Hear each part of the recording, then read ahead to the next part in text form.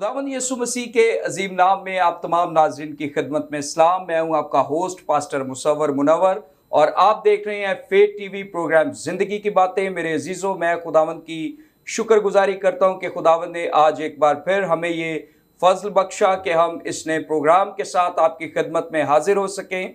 और मैं आपको इस प्रोग्राम में वेलकम और खुशामदीद कहता हूं।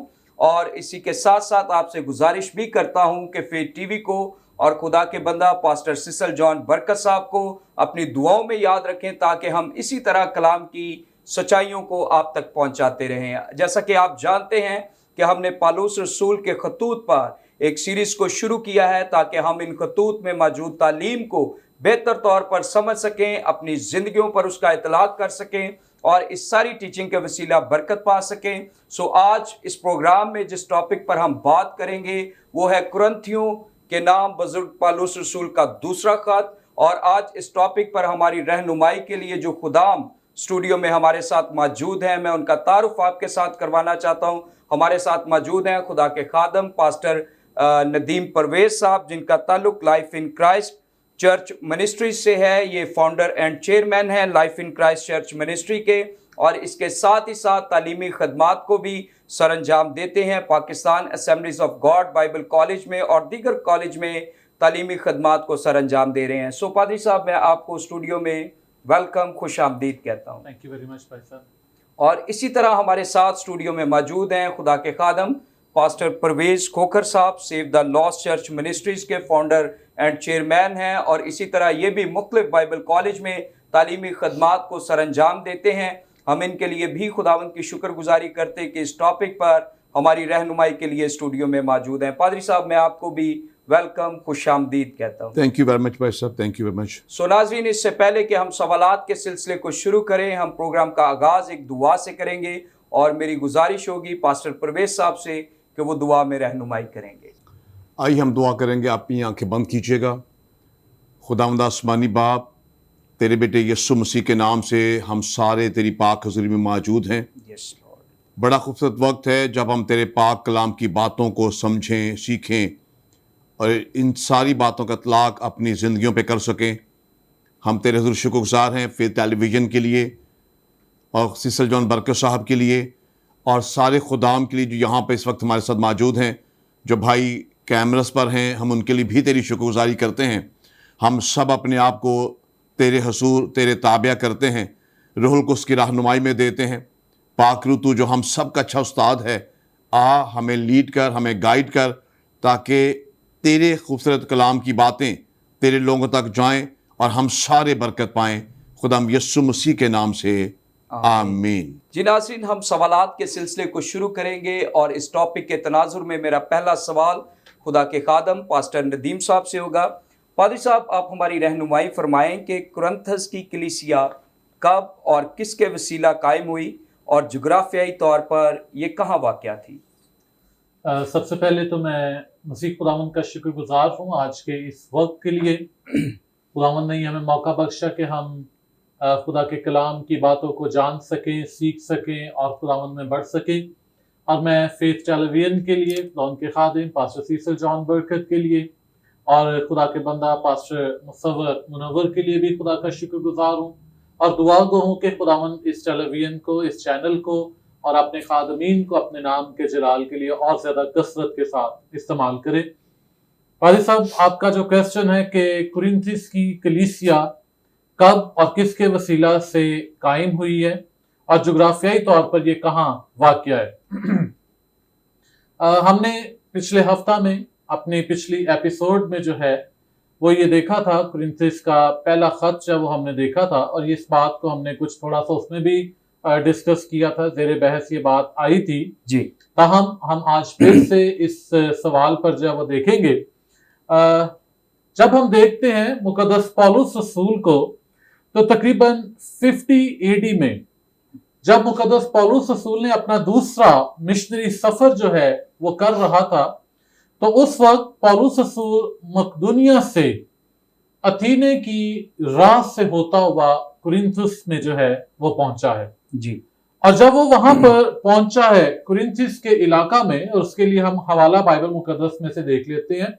रसूलों के अमाल और उसका 18वां बाब और उसकी पहली आयत।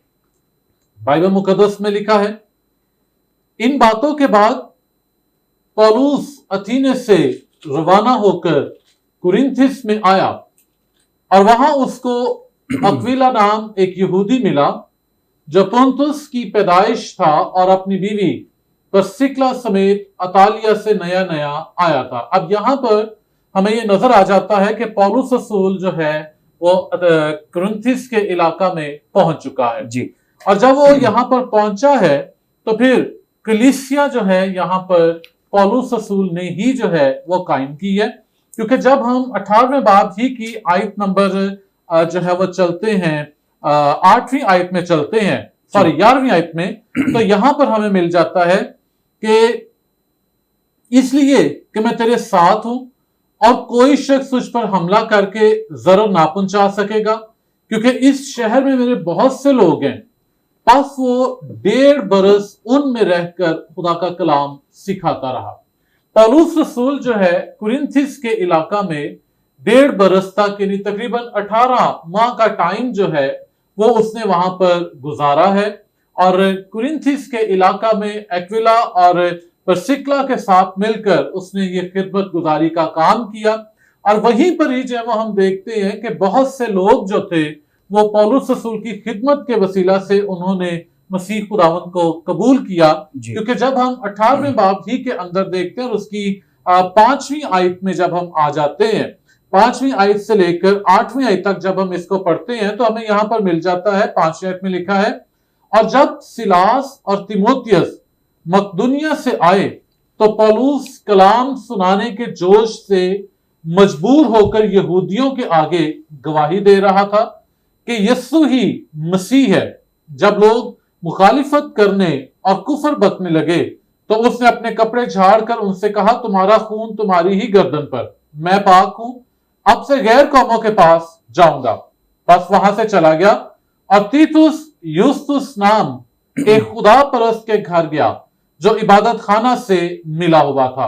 और 8वीं आयत में जो बात हमें मिलती है गौरतलब है, लिखा, और इबादत खाना का सरदार क्रिस्पुस अपने तमाम घराने समेत खुदावन पर ईमान लाया और बहुत से कुरिन्थी सुनकर ईमान लाए और बपतिस्मा लिया। जी। बहुत से कुरिन्थी जो थे, बहुत से वहां के लोग जो रहने वाले थे कुरिन्थिस के इलाका के, उन्होंने पौलुस रसूल की इन तमाम बातों को सुना, उन्होंने कलाम को सुना, मसीह की बातों को जब सुना और ईमान लाए, उन्होंने खुदावंद को, यीशु मसीह को जो है वो कबूल किया, अपना निजात दहिंदा उन्होंने तस्लीम किया।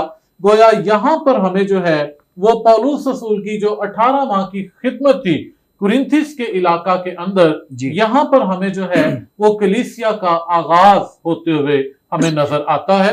और मुकद्दस पौलुस रसूल जो है वो इस कलीसिया को यहाँ पर कायम करते हुए हमें नजर आते हैं। और जैसे कि मैं पहले बता चुका हूं कि ये 50 एडी में जब पौलुस रसूल जब अपने दूसरे मिशनरी सफर पर थे तो उस वक्त इस कलीसिया का आगाज यहाँ पर हमें नजर आता है।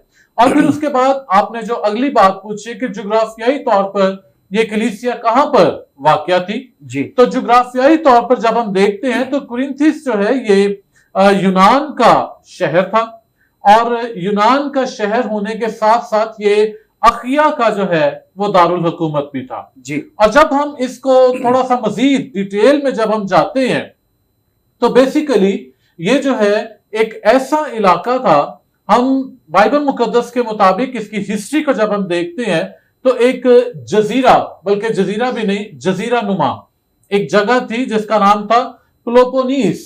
ये जगह का नाम था प्लोपोनीस और प्लोपोनीस को और यूनान का जो पूरा मुल्क था, क्योंकि प्लोपोनीस जो है वो एक साइड पर था और यूनान की जो पूरी सरजमीन थी वो एक साइड पर थी जी। इन दोनों इलाकों को जो मिलाने वाला रास्ता था जिसके लिए हमें एक लफ्ज मिलता है खाकनाए जी, उस रास्ता के ऊपर, उस पट्टी के ऊपर जो है कुरिन्थिस का इलाका जो है वो आबाद था जी। और जैसे मैंने थोड़ी सी इस चीज पर जोर दिया कि जजीरा नुमा جزیرہ نما میں نے اس لیے کہا ہے کیونکہ اس بات سے تعلق ہے، میں نے خاص طور پہ اس پہ زور دیا ہے، یہ جزیرہ نہیں تھا بلکہ جزیرہ نما تھا۔ تھوڑا سا میں اپنے ناظرین کے لیے، سامعین کے لیے اس بات کو جب بتاتا چلوں، جزیرہ عموماً ہم اس جگہ کو کہتے ہیں جہاں پر چاروں طرف جو ہے وہ پانی ہوتا ہے اور درمیان میں خشکی جو ہے وہ ہوتی ہے، جبکہ جزیرہ نما وہ جگہ ہوتی ہے جہاں پر جس خشکی کے 3 اطراف پہ پانی ہوتا ہے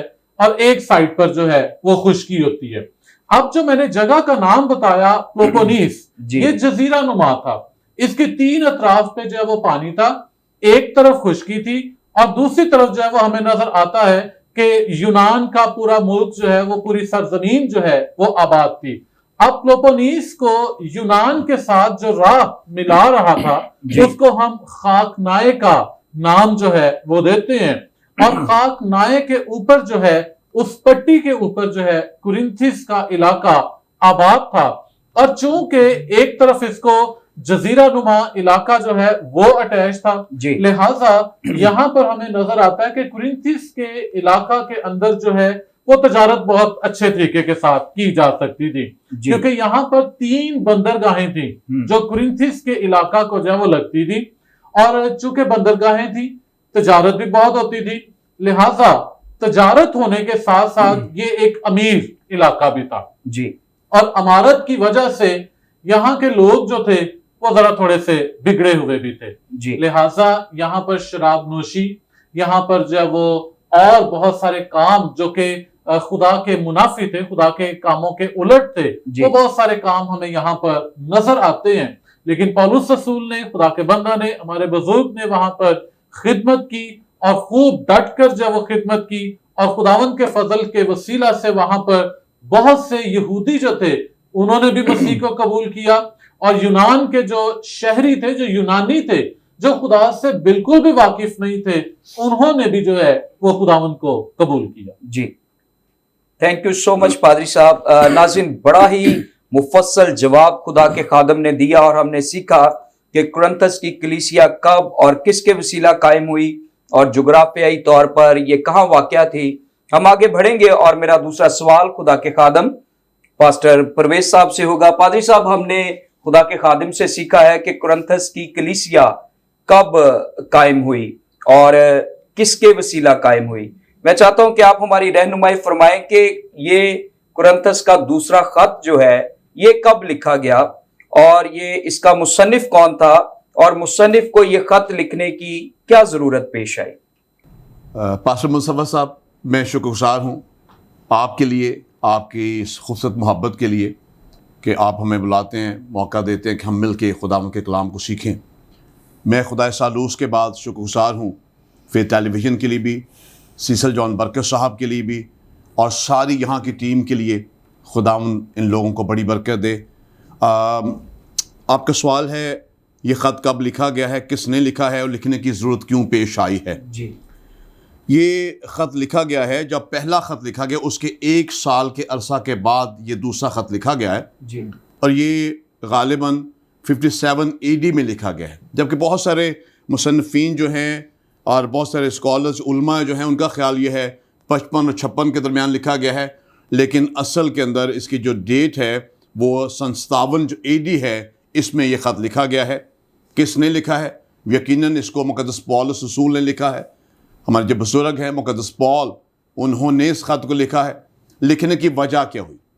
جب مقدس پولس رسول نے یہاں پہ کرنتھس کے اندر 18 ماہ کی خدمت انجام دی، کلیسیا ڈیولپ ہو گئی، کلیسیا بن گئی، اس کے بعد مقدس پول یہاں سے رخصت ہو گیا۔ اس کے بعد مقدس پول کو ایک لیٹر ملا، ایک خط ملا۔ اس خط کے جواب میں جو پہلا خط لکھا گیا، بہت سارے سوال تھے اس میں۔ ایک وفد آیا تھا، انہیں بہت سارے سوال کیے، اس کا جواب لکھا گیا۔ اب مقدس پول اس بات کے لیے وری ہے کہ میں نے جواب تو لکھے، میں نے بہت ساری ڈیٹیل کے ساتھ باتیں بتائی ہیں، لیکن مجھے اس کا علم بھی ہونا چاہیے کہ اس کا اثر کیا ہوا۔ اب بات کہاں تک پہنچی؟ تو اس کے بدلے میں یہ دوسرا خط جو ہے وہ لکھا گیا ہے۔ خدا کا کلام بتاتا ہے مقدس پول جو ہے اس وقت ترواس میں منادی کے فرائض انجام دے رہا۔ بڑا خوبصورت، میں دوسرے کرنتھیوں کے دوسرے باب کی 13ویں اور 14ویں آیت آپ کے ساتھ پڑھنا چاہوں گا۔ یہاں پہ خدا کے کلام کے اندر لکھا ہے اور جب میں مسیح کی خوشخبری دینے کو ترؤاس میں آیا اور خداوند میں میرے لیے دروازہ کھل گیا تو میری روح کو آرام نہ ملا، اس لیے کہ میں نے اپنے بھائی تیتس کو نہ پایا، پس ان سے رخصت ہو کر مقدونیہ کو چلا گیا۔ بھائی صاحب یہاں پہ خداوند کی خدمت کے دروازے بھی پال کے لیے کھلے ہیں، اچھا دروازہ کھلا ہوا ہے، لیکن اس کے باوجود مقدس پال جو ہے ایک چیز کو فوکس کیے ہوئے کہ جو چیزیں میں نے کہی ہیں، میں نے لیٹر لکھا ہے، وہاں پہ جو ایشوز بتائے گئے تھے، اب مجھے آؤٹ پٹ بھی ملے، مجھے پتہ چلے کیا ہے۔ تو یہاں سے مقدس پال جو ہے اس جگہ کو چھوڑ کے واپس جو ہے، کیونکہ تیتس سے ملاقات کرنا چاہتا ہے، تیتس آ کے بتائے، اور پھر ایک وقت آیا جب تیتس جو ہے جب مقدونیہ میں پال پہنچ گیا واپس، تیتس وہاں پہ ملا ہے اور تیتس نے آ کے ایک رپورٹ پیش کی ہے۔ وہ جو رپورٹ تھی وہ ملی جلی رپورٹ تھی، کچھ باتیں مثبت تھیں، کچھ باتیں نیگیٹو تھی۔ اس میں ایک بات بڑی مثبت تھی، وہ یہ تھی کہ خاص طور پر جب پال نے گناہ کرنے والوں کو تنبیہ کی تھی تو اس کے تعلق سے اس نے بتایا کہ بڑا پازیٹیو اثر آیا، بہت سے لوگوں نے معافی مانگی ہے، اقرار کیا ہے، اور ان کے معافی مانگنے سے، اقرار کرنے سے ان کی روحانی بلوغت ہوئی ہے، وہ روحانی طور پر ترقی ہوئی ہے ان کی، یہ تو مثبت بات تھی۔ لیکن کچھ نیگیٹو چیزیں بتائیں کہ یہ باتیں جو کہی گئی تھی اس کا اثر ٹھیک سے نہیں ہوا۔ وہ کیا تھا؟ جیسے کہ یروشلم کے جو مقدسین ہیں انہوں نے چندہ جمع کرنے میں کچھ خاص اپنی ایکٹیویٹی ظاہر نہیں کی ہے، اس میں سلو رہے ہیں، یہ بات بتائی گئی۔ جھوٹے استادوں کے تعلق سے بات بتائی گئی کہ وہاں پہ پال کو بتایا گیا کہ آپ کی خدمت کے باوجود وہاں پہ کچھ ایسے استاد پیدا ہو گئے جن کی تعلیم ٹھیک نہیں ہے، رانگ ہے، اور آپ کی تعلیم کے خلاف تعلیم دی جا رہی ہے، اور یہ بہت سرگرم ہے۔ ایک یہ رپورٹ پیش کی گئی۔ ساتھ میں نے بتایا گیا کہ آپ کی جو رسالت ہے اس کی جڑیں کھوکھلی کرنے کے پہ بہت زور دیا جا رہا ہے، آپ کی جو رسالت ہے اس کو جو ہے کنڈیم کیا جا رہا ہے، اس کے خلاف بہت ساری تبلیغ کی جا رہی ہے، یہ بھی جو ہے بات یہاں تک پہنچی۔ اس لیے مقدس پال نے دوسرا خط لکھا ہے۔ ایک چیز اور بیان کرنا چاہوں گا، پہلا خط جب لکھا مقدس پال نے، بڑا ایک تعلیمی خط ہے، ایک معلم سا نظر آتا ہے، ایک استاد نظر آتا ہے، اسٹرک ہے، سخت تعلیم ہے۔ لیکن جب دوسرا خط لکھا گیا ہے تو اس میں مقدس پال کا دل جو ہے ایک خادمانہ دل ہے، ایک ایسا دل جو ایک باپ کا دل ہوتا ہے، ایک چوپان کا دل ہوتا ہے، ایک چرواہے کا دل ہوتا ہے۔ اور میں اس کے لیے جو 13واں چیپٹر ہے اس کی 7ویں سے 10ویں آیت میں آپ کے ساتھ ضرور مل کے جو پڑھنا چاہوں گا۔ 13ویں باب خدا کے پاک کلام میں سے 13ویں باب کی 7ویں سے 10ویں آیت، خدا کے پاک کلام کے اندر لکھا ہے، اور ہم خدا سے دعا کرتے ہیں کہ تم کچھ بدی نہ کرو، نہ اس واسطے کہ ہم مقبول معلوم ہوں، بلکہ اس واسطے کہ تم نیکی کرو، چاہے ہم نامقبول ہی ٹھہریں، کیونکہ ہم حق کے برخلاف کچھ نہیں کر سکتے مگر صرف حق کے لیے کر سکتے ہیں۔ جب ہم کمزور ہیں اور تم زور آور ہو تو ہم خوش ہیں، اور یہ دعا بھی کرتے ہیں کہ تم کامل بنو۔ اس لیے میں غیر حاضری میں یہ باتیں لکھتا ہوں تاکہ حاضر ہو کر مجھے اس اختیار کے موافق سختی نہ کرنا پڑے، بلکہ جو خداوند نے مجھے بنانے کے لیے دیا ہے، نہ کہ بگاڑنے کے لیے۔ تو یہاں پہ بڑا ایک نرم دل نظر آ رہا ہے مقدس پال کا۔ تو دوسرے خط لکھنے کی وجہ اصل کے اندر یہ تھی، تو ان چیزوں کو جو ہے فوکس کیا گیا اور ان چیزوں کو جو ہے سامنے لایا گیا کہ یہ جو ایشوز ہیں اس پہ بات چیت کی گئی ہے اس دوسرے خط کے اندر۔ جی تھینک یو سو مچ پادری صاحب۔ ناظرین، خدا کے خادم نے بڑی خوبصورتی کے ساتھ اس سوال کا جواب دیا، اور ہم نے سیکھا ہے کہ کرنتھیوں کا یہ دوسرا خط کب لکھا گیا، کس نے لکھا اور کیوں یہ خط لکھا گیا۔ ہم آگے بڑھیں گے اور میرا نیکسٹ کویسچن خدا کے خادم پاسٹر ندیم صاحب سے ہوگا۔ پادری صاحب، آپ ہماری رہنمائی فرمائیں کہ پوری بائبل مقدس میں کرنتھیوں کے دوسرے خط کی کیا اہمیت ہے؟ میں چاہتا ہوں آپ اس کی وضاحت فرما دیں۔ جی بھائی صاحب، آپ کا جو یہ کویسچن ہے کہ دوسرا کرنتھیوں کا جو خط ہے جی اس کی اہمیت کو جو ہے وہ جانا جائے، ویسے تو بائبل مقدس کی تمام جو کتب ہیں نہایت اہم ہیں اور بحیثیت مسیحی، بحیثیت ایماندار ہمارے لیے انتہائی ضروری ہے کہ ہم بائبل کی ہر کتاب کی امپورٹنس کو جو ہے وہ جاننے والے ہوں۔ لیکن اگر ہم اسپیسیفکلی ابھی ہم دوسرے کرنتھیوں کے خط کو جو ہے وہ دیکھ رہے ہیں تو ہم اس کے تعلق سے دیکھیں گے. تھوڑا سا اس میں بیان کرتا چلوں اس خط کی تاریخ کو، یا پولس رسول نے جو خطوط لکھے ہیں کرنتھیوں کو. تو اس کے لیے ہمارے پاس دو طرح کی آراء جو ہیں وہ پائی جاتی ہیں. جی.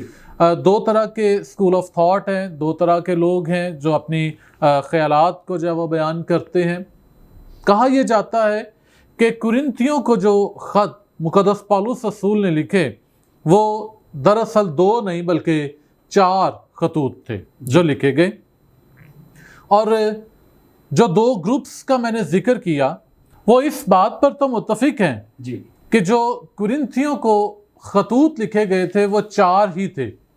لیکن ان میں جو فرق ہے وہ یہ ہے کہ ایک گروپ کا کہنا یہ ہے کہ ہمارے پاس پہلا اور چوتھا خط جو لکھا گیا یہ محفوظ نہیں ہے، جی جبکہ دوسرا اور تیسرا جو خط لکھا گیا یہ ہمارے پاس محفوظ ہیں، جن کو بائبل مقدس میں جو ہے وہ شامل کر لیا گیا، جو ہمارے پاس پہلا کرنتھیوں اور دوسرا کرنتھیوں کی صورت میں ہمارے پاس موجود ہے. جی. اور ایک اور جو دوسرا گروپ ہے جس کا میں نے ذکر کیا، کہتے وہ بھی یہی ہے کہ 4 خطوط ہے، لیکن ان کا ایک خیال جو ہے وہ یہ ہے کہ جو دوسرا اور چوتھا خط ہے یہ محفوظ ہیں، لیکن پہلا اور تیسرا خط جو ہے وہ محفوظ نہیں ہے. لہٰذا ان دونوں گروپس کی اپنی اپنی رائے ہے، وہ جس بھی سوچ سے جس بھی خیال سے جو ہے وہ کہتے ہیں. تاہم ہم جس بات کو جو ہے وہ یہاں پر دیکھ رہے ہیں کہ اس کی اہمیت کیا ہے، اس کی امپورٹنس کیا ہے. تو اس کی امپورٹنس کے لیے جو ہے وہ ہم جب دیکھتے ہیں تو ہمیں ملتا ہے کہ جو کرنتھیوں کا دوسرا خط ہے اس کے لیے کہا جاتا ہے کہ یہ اصل میں 2 حصوں میں جو ہے وہ لکھا گیا تھا. 2 حصوں میں لکھا گیا. اس کا پہلا حصہ جو ہے وہ پہلے باب سے لے کر 9ویں باب تک ہے، اور دوسرا حصہ جو ہے وہ 10ویں باب سے لے کر 13ویں باب تک جو ہے وہ دوسرا حصہ ہمیں نظر آتا ہے. لیکن چونکہ کلیسیا میں یہ دونوں حصے جو ہے وہ اکٹھے گئے، لہٰذا اس لیے ان کو جو ہے وہ بائبل مقدس میں اکٹھا ہی جو ہے وہ خط گنا گیا. اور جب ہم دیکھتے ہیں پہلے باب سے لے کر 9ویں باب کے حصہ تک دیکھتے ہیں تو یہاں پر ایک اسکالر ہے مائیکل ایٹن. ان کا یہ کہنا ہے، وہ بھی اس بات پر متفق ہیں مائیکل ایٹن، کہ جو پہلے باب سے لے کر 9ویں باب تک ہمیں جو حصہ نظر آتا ہے یہ ان لوگوں کے لیے پولس رسول نے لکھا جو پولس رسول کی تعلیمات سے اتفاق کرتے تھے، جو پولس رسول کو واقعہ ہی خدمت کے اعتبار سے خدا کا بندہ جو ہے وہ تسلیم کرتے تھے. جبکہ 10ویں باب سے لے کر 13ویں باب تک یہ ان لوگوں کے لیے لکھا گیا جو پولس رسول کی تعلیمات سے جو ہے وہ ڈس ایگری کرتے تھے، یا وہ مسیحیت کو پوری طور پر جو ہے وہ نہیں مانتے تھے. یہ ان لوگوں کے لیے لکھا گیا. اب ہمارے لیے جو اس کی امپورٹنس ہے، جو اہمیت ہے، جو میں سمجھتا ہوں کہ بائبل مقدس میں اس کی جو اہمیت ہمیں نظر آتی ہے کہ پولس رسول نے چاہے کوئی اس کی باتوں کو مانتا ہے، چاہے کوئی اس کی باتوں کو نہیں مانتا، چاہے کوئی اس کے ساتھ ہے، چاہے کوئی اس کے خلاف ہے، اس نے ان سب کے لیے ایک جیسی خدمت جو ہے وہ کی ہے. اگر ہم دوسرا کرنتھیوں کے اندر چلیں اور اس کے 13ویں باب کے اندر آئیں اور اس کی آیت نمبر 5 کو جب ہم دیکھتے ہیں تو لکھا ہے یہاں پر 5ویں آیت میں، تم اپنے آپ کو آزماؤ کہ ایمان پر ہو یا نہیں، اپنے آپ کو جانچو، کیا تم اپنی بابت یہ نہیں جانتے کہ یسوع مسیح تم میں ہے ورنہ تم نامقبول ہو.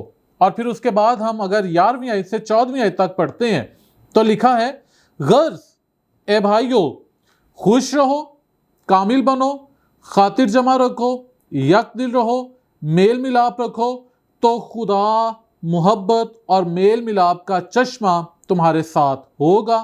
آپس میں پاک بوسہ لے کر سلام کرو. سب مقدس لوگ تم کو سلام کہتے ہیں. خداوند یسوع مسیح کا فضل اور خدا کی محبت اور روح القدس کی شراکت تم سب کے ساتھ ہوتی رہے. ان آیات کے اندر جب ہم دیکھتے ہیں تو پولس رسول کی محبت جو ہے وہ ایک جیسی نظر آتی ہے. ایسا نہیں ہے کہ جو لوگ اس کو ناپسند کرتے تھے ان کے لیے اس نے کچھ اور کلام کر دیا، تو جو اس کو پسند کرتے تھے اس نے ان کے لیے کوئی اور بات جو ہے وہ کر دی ہے.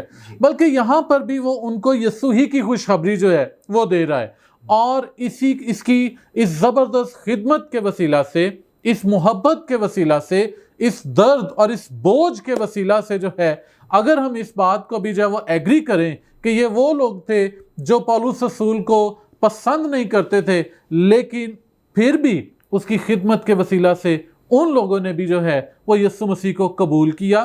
اور تقریباً ہم جو وہ 90 کے اندر دیکھتے ہیں، 90 AD میں جب ہم دیکھتے ہیں تو ایک روم کے ایک بشپ تھے، بشپ کلیمنٹ فرسٹ. انہوں نے ایک سٹیٹمنٹ دی اپنی ایک بک میں، انہوں نے سٹیٹمنٹ دی اور انہوں نے کرنتھیوں کی کلیسیا کے لیے جو وہ لکھا، The church has done well، کہ کلیسیا نے بہت اچھا کام جو ہے وہ کیا ہے.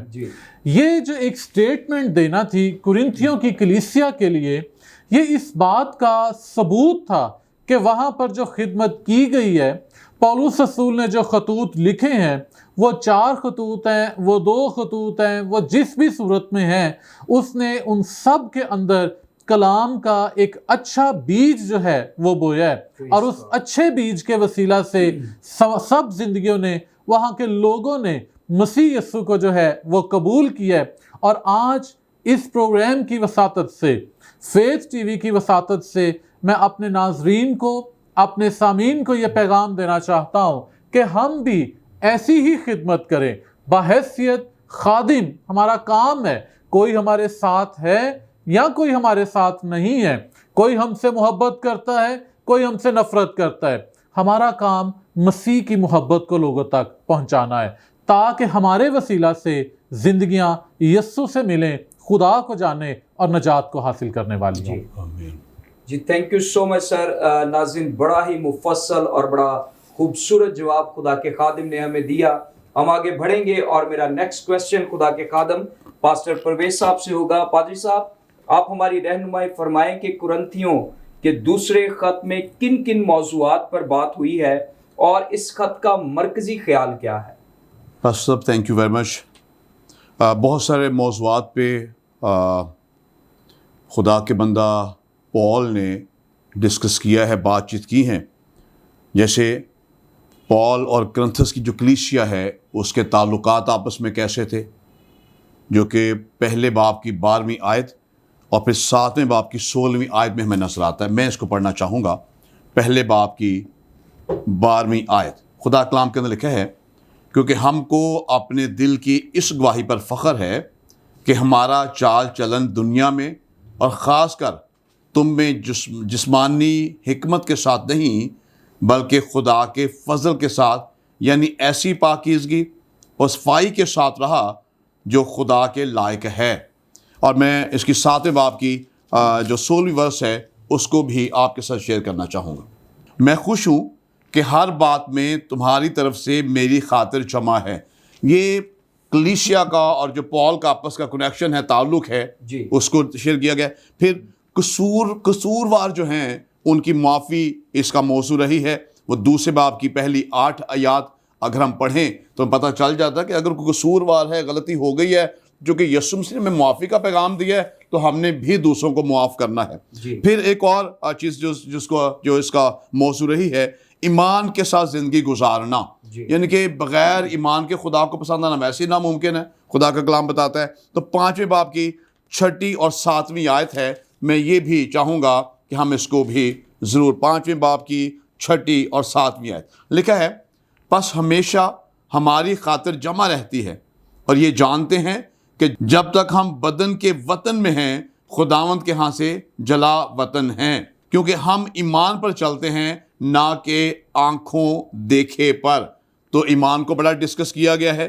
ایک اور چیز، بے دینی کے اثرات جو ہیں اس کے خلاف بھی بہت ساری بات چیت کی گئی ہے کہ اگر ہم بے دین ہیں، اور وہ آپ کو 6 باب کی جو 14ویں اور 15ویں آیت جو ہے وہ مل جائے گی. یہاں پہ لکھا ہے 6 باب کی 14ویں اور 15ویں آیت، بے ایمانوں کے ساتھ ناہموار جوئے میں نہ جتو، کیونکہ راست بازی اور بے دینی میں کیا میل جول، یا روشنی اور تاریکی میں کیا شراکت.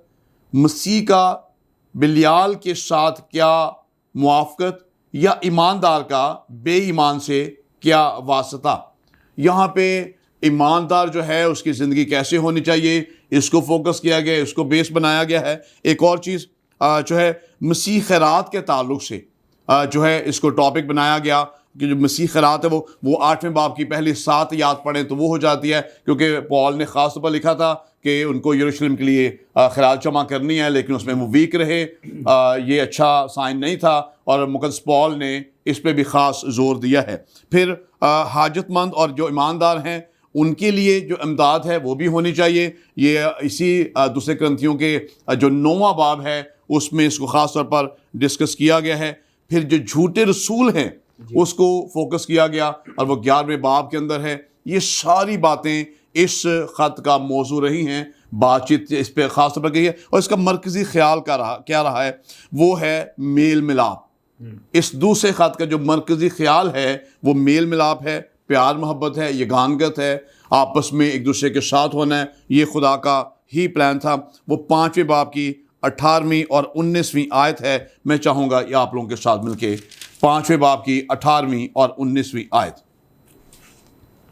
خدا کے پاک کلام کے اندر لکھا ہے، اور سب چیزیں خدا کی طرف سے ہیں جس نے مسیح کے وسیلہ سے اپنے ساتھ ہمارا میل ملاپ کر لیا اور میل ملاپ کی خدمت ہمارے سپرد کی۔ مطلب یہ ہے کہ خداوند نے مسیح میں ہو کر اپنے ساتھ دنیا کا میل ملاپ کر لیا اور ان کی تقصیروں کو ان کے ذمے نہ لگایا، اور اس نے میل ملاپ کا پیغام ہمیں سونپ دیا۔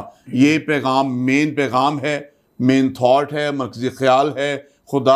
خدا نے اپنے بندہ پال کے وسیلہ سے یہ چیز کو اس کو سکھایا، کنسنس کی کلیسیا کو سکھایا، اور آج ہمیں بھی یہ سکھایا جا رہا ہے کہ ہمارا فوکس خدمت، کلام سنانا، کلام پڑھنا، دعا کرنا، ساری باتیں، لیکن اس کے ساتھ ساتھ میل ملاپ، پیار محبت، یونٹی، جو خدا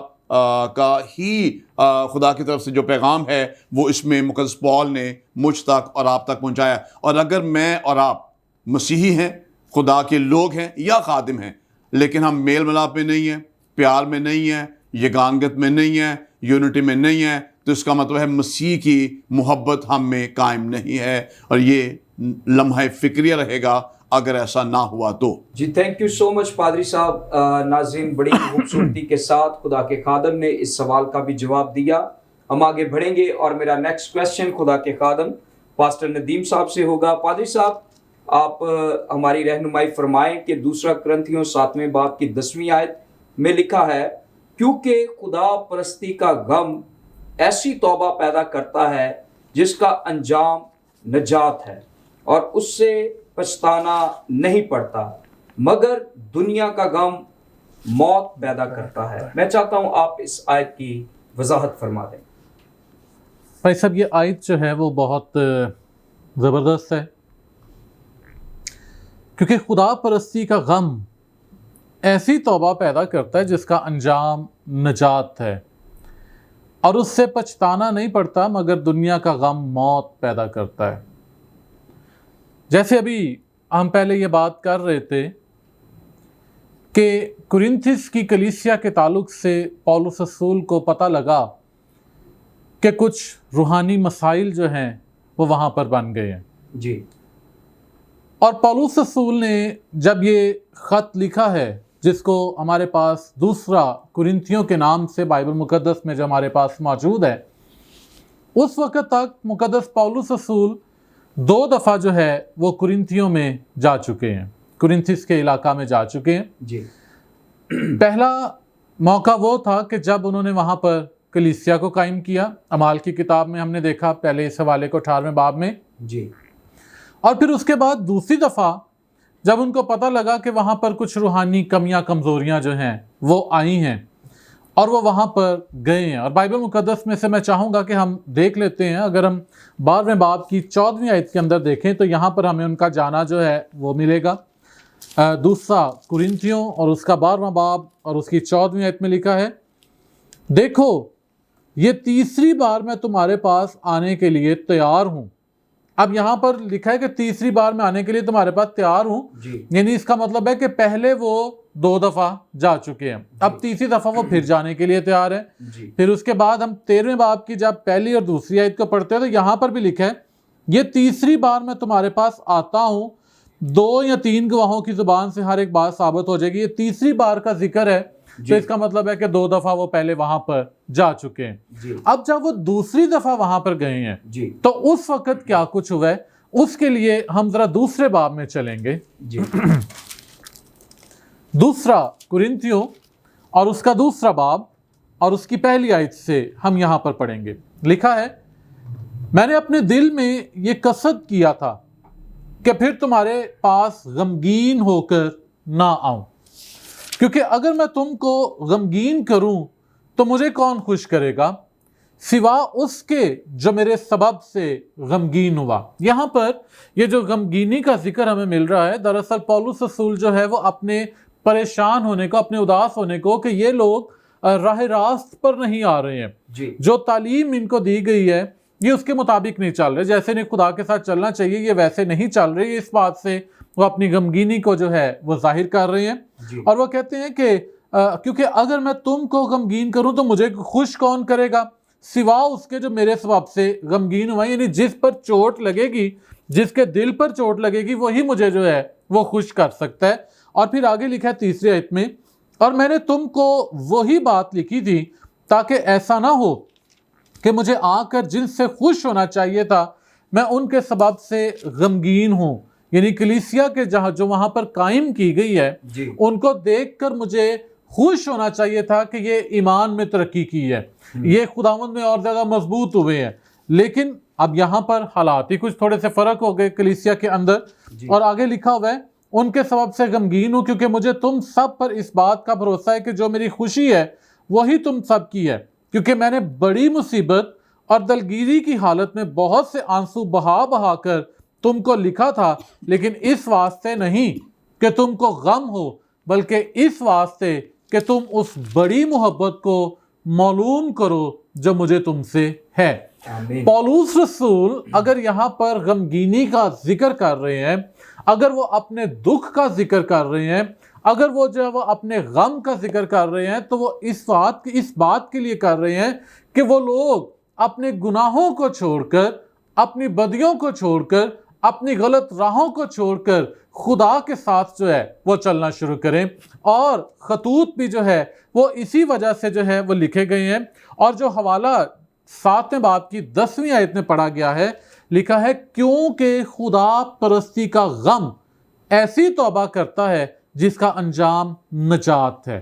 اور اگر ہم تھوڑا سا اس کو اوپر چلے جائیں، 9ویں آیت ہمیں اور واضح کر دے گی، لکھا ہے اب میں اس لیے خوش نہیں ہوں کہ تم کو غم ہوا بلکہ اس لیے کہ تمہارے غم کا انجام توبہ ہوا۔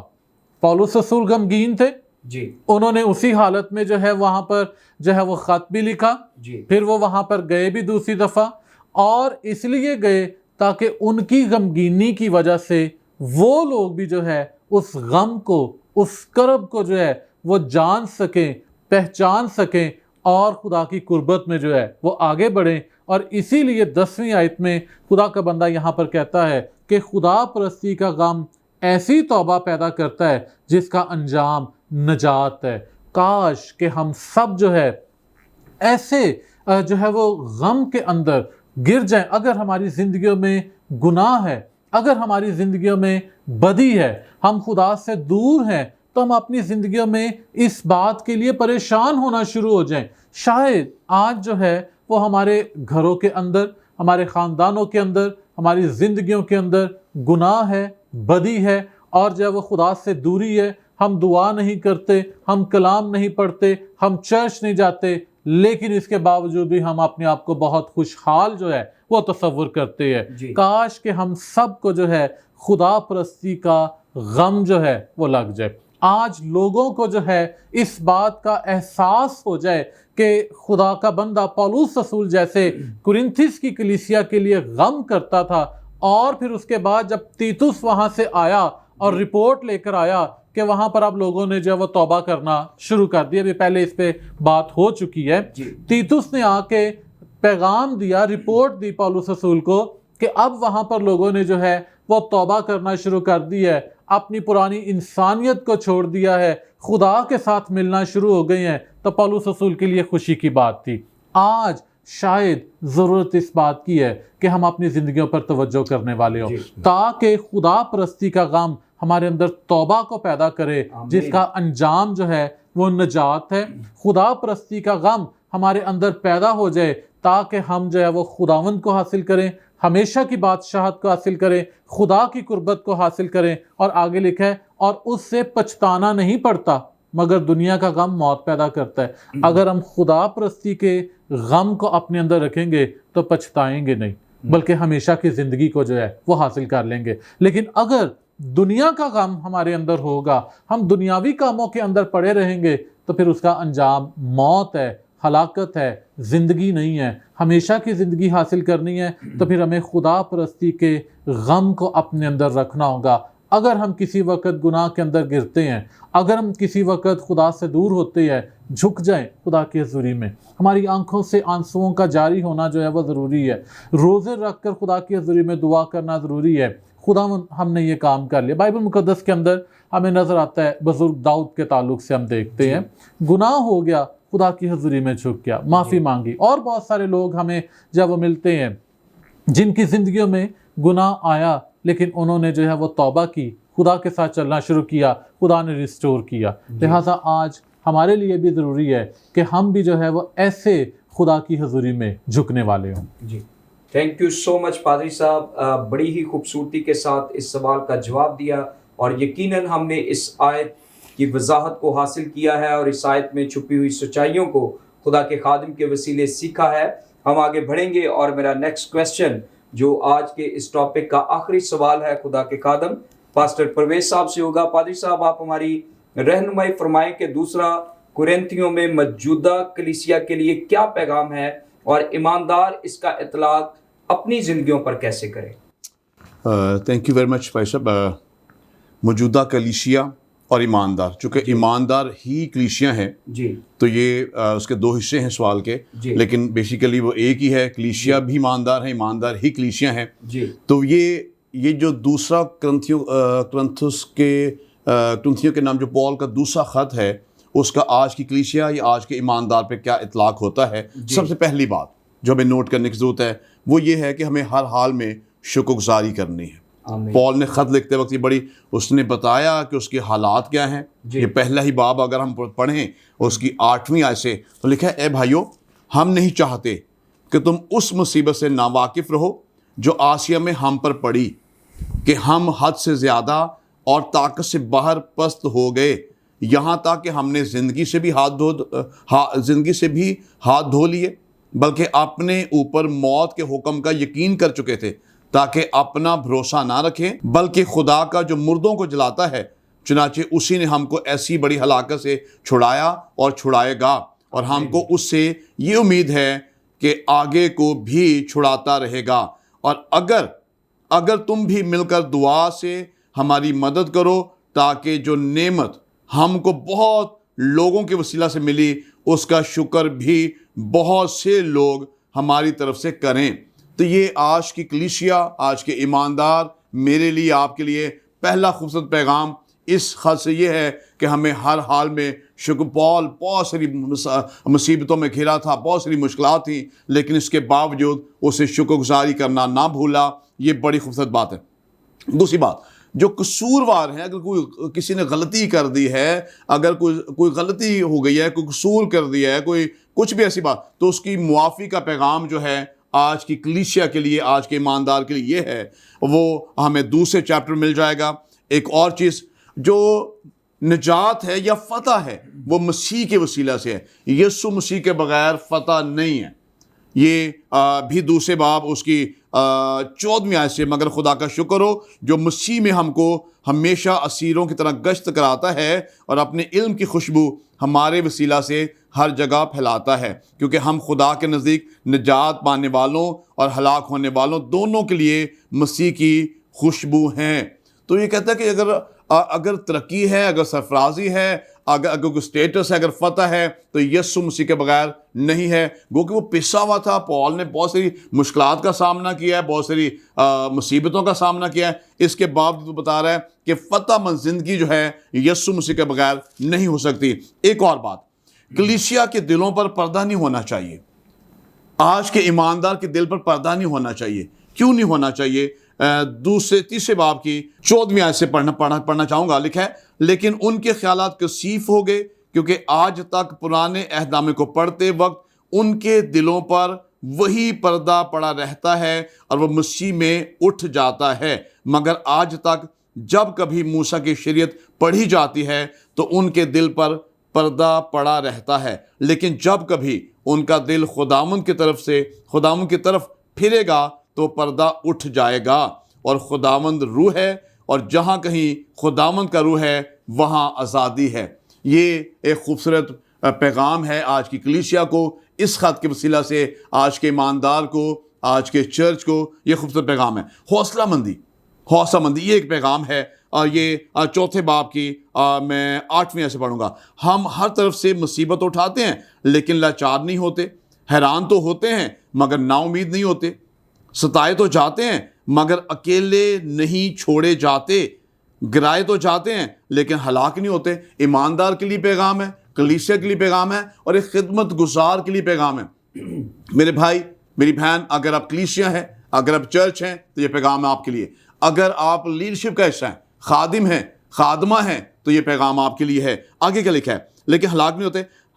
ہم ہر وقت اپنے بدن میں یسوع کی موت لیے پھرتے ہیں تاکہ یسوع کی زندگی بھی ہمارے بدن میں ظاہر ہو، کیونکہ ہم جیتے جی یسوع کی خاطر ہمیشہ موت کے حوالہ کیے جاتے ہیں تاکہ یسوع کی زندگی بھی ہمارے فانی جسم میں ظاہر ہو. یہ حوصلہ مندی ہے، یہ خوبصورت لیسن ہے، خوبصورت پیغام ہے. اور ایک چیز جو ہے آپ کے ساتھ، برداشت.